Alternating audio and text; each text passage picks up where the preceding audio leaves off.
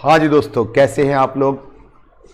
उम्मीद करता हूँ आप अच्छे होंगे। और दोस्तों, मैं आज आपके लिए एक बहुत ही स्पेशल ट्रिक लेके आया हूँ। कॉम्बिनेशन के वो क्वेश्चन जो एग्जाम में कई बार पूछे जाते हैं उनकी एक बहुत ही शॉर्टकट ट्रिक्स में आपके लिए लाया दोस्तों। जैसे कि आपको स्क्रीन पे दिखाई दे रहा होगा कि एक दो क्वेश्चंस आपके सामने शो हैं। ऐसा क्वेश्चन देख के नॉन मैथ्स वाला बच्चा कहता है कि मैं तो कतई नहीं करूंगा इसको मैं तो कतई नहीं करूंगा। जैसे ही उसने ये क्वेश्चन देखा, उसने बोला हमसे तो सॉल्व नहीं हो पाएगा। और मैथ्स वाला बच्चा भी नहीं कर पाता आसानी से सॉल्व, क्योंकि वो सोचने में ही लगा देगा इसको 2 से 3 मिनट कि सॉल्व कैसे होंगे। तो दोस्तों, मैं आपका दोस्त अली नकवी आज आपके लिए बहुत ही बेहतरीन शॉर्टकट ट्रिक जो आईसीएस एग्जाम में आता है क्वेश्चन, उसके लेके आया हूं।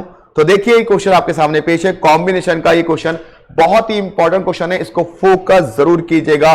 मैं आज आपको इस टाइप के क्वेश्चन करा रहा हूं कि इस टाइप क्वेश्चन एग्जाम में अगर आते हैं तो आप शॉर्टकट ट्रिक से कैसे कर सकते हो बेटा उसको। ठीक है, तो तैयार है आप लोग?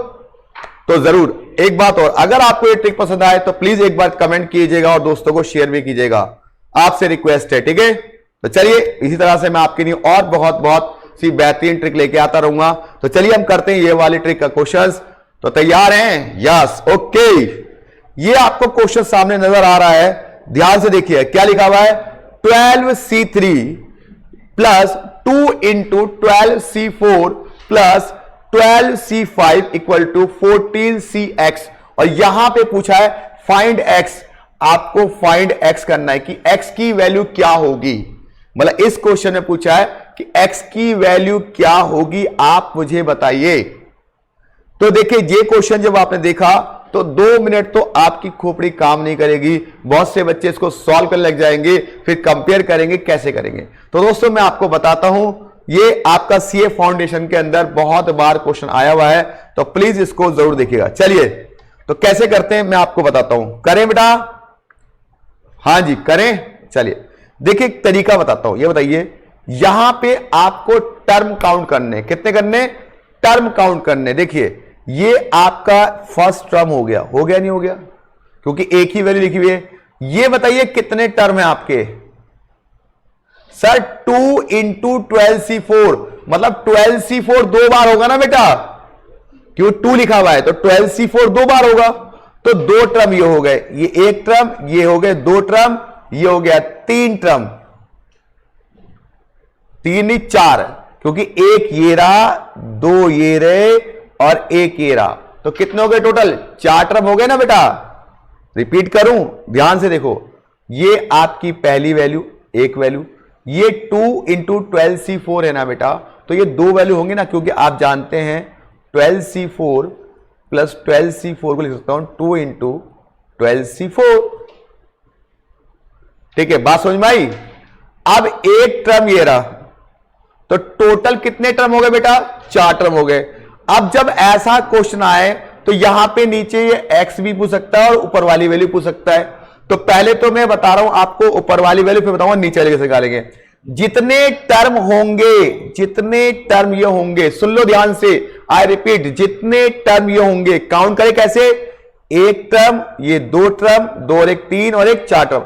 जितने टर्म ये होंगे, यहां पे कितना लिखा हुआ बेटा? 12 लिखा ना जितना। अगर मान लो ये 4 टर्म है तो ऊपर आपको जो भी पावर दी उसमें 2 ऐड करना। अगर ये 6 टर्म होते तो ऊपर कितनी पावर है? 3 ऐड होती। 4 टर्म है तो पावर कितनी ऐड करेंगे ऊपर? 2। इसका मतलब इस 12 के अंदर 2 ऐड करो, कितना बन जाएगा? 14। ये 14 बन गया, नहीं बन गया? और दोस्तों नीचे क्या होगा? नीचे इनका जो सी में आर है, सबसे बड़ा आर कितना है? सबसे बड़ा आर कितना है बेटा? 5। आप देखिए, यहां पे 3 है, यहां पे 4 है, यहां पे 5, तो सी में सबसे बड़ा कितना आर कितना है? 5 है। तो इसका मतलब ये एक्स जो होगा, एक तो हो जाएगा सबसे बड़ा 5, एक आंसर तो क्या हो जाएगा? 5। और दूसरा आंसर क्या होगा? इस 14 में से इस 5 को घटा दीजिए, आंसर हो जाएगा 14 माइनस 5 9। इसका मतलब हमारे 2 आंसर हो गए इसके एक्स के, एक आंसर 5 हो गया, एक आंसर हमारा 9 हो गया। तो इस तरह से इसके आंसर निकाल सकते हो। अगर नीचे वाली वाली निकालनी है तो 2 आंसर, ऊपर वाली निकालनी है तो बेटा 14 आंसर। मैं दोबारा रिपीट कर रहा हूं, जितने टर्म ये होते हैं जो ऊपर n दिया होता है उसमें अगर 4 टर्म है तो 2 ऐड कीजिए, 6 टर्म है तो बेटा 3 ऐड कीजिए। इसको आप एक नीचे समझिए, दोबारा देखिए यहां पे बताइए कितने टर्म है। यहां पे भी देखिए ये 1 टर्म, ये कितने हो गए 2 टर्म, और ये कितने टर्म हो गए 4 टर्म हो गए यहां पे भी। अब 4 टर्म है तो मैंने क्या बोला, ऊपर कितनी पावर लिखी हुई 13, तो इस 13 के अंदर बेटा ऐड कर दो 2, तो बन गया ना 15।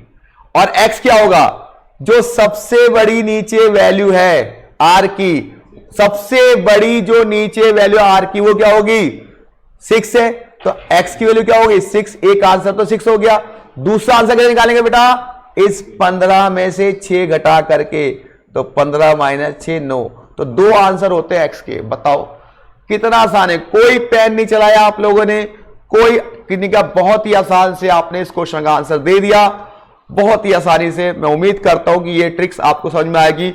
तो इसी बात पे मैं आपको 2 क्वेश्चंस और कराता हूं, जिससे आपको ये n की फॉर्म में भी समझ में आ जाए कि क्वेश्चन कैसे और आ सकता है। पहले बताइए यहां तक कोई दिक्कत बेटा किसी बालक को, हमें इस ट्रिक को समझना था कि कैसे है। चलिए अब एक क्वेश्चन और देते हैं और इसको समझाते हैं। चलिए मैं आपके दोस्तों जरूर बताइएगा मुझे कि आपको एक ट्रिक कैसी लगी, कमेंट करके जरूर बताइएगा।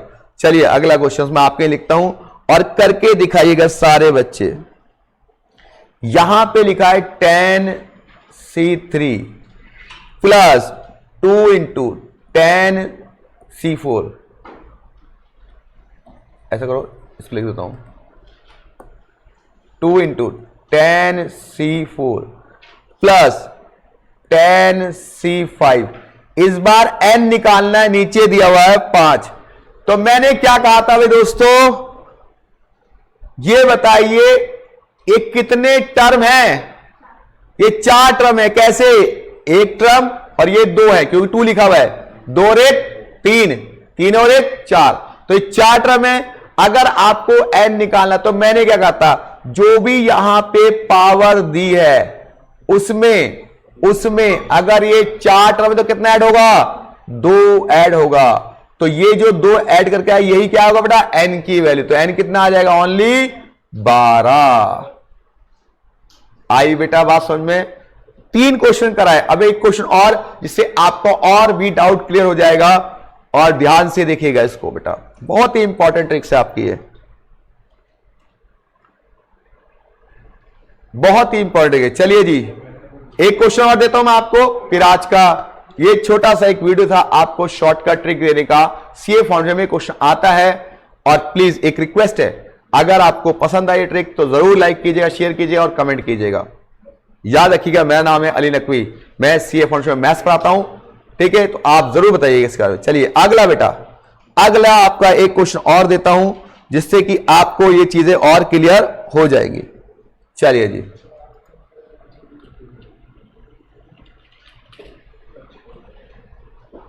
चलिए यहां पर है NCP plus 2 into NCP minus 1 plus NCPn-2।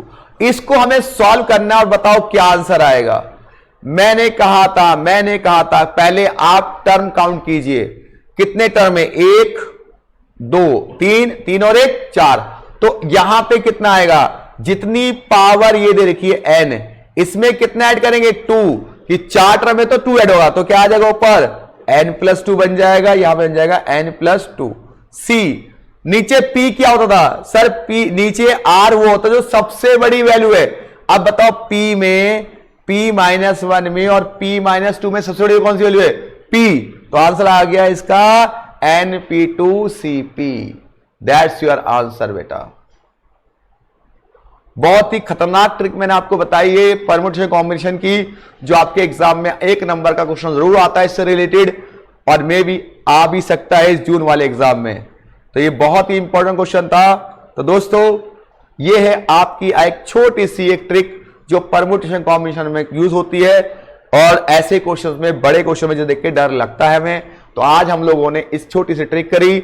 अगर ये आपको वीडियो पसंद आता है तो मैं बार बार कह रहा हूं आप इसको लाइक कीजिए, शेयर कीजिए, अपने दोस्तों बताइए, उनकी भी हेल्प हो सके और जिन्होंने फायदा हो सके। तो चलिए दोस्तों मिलते हैं नेक्स्ट ट्रिक में जब कभी अगली वीडियो में एक नई ट्रिक आपके सामने लेके आऊंगा। तब तक के लिए बाय बाय, शब्बा खैर, शुभ रात्रि, गुड नाइट।